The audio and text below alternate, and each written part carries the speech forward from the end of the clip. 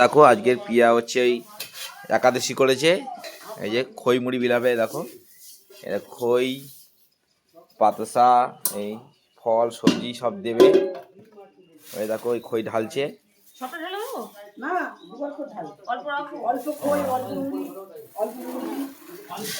দেখো খই ঢালছে এগুলো।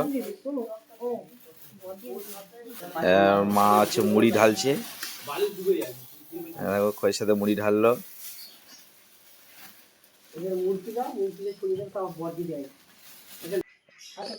এবার দেখো মুড়কি ঢালছে।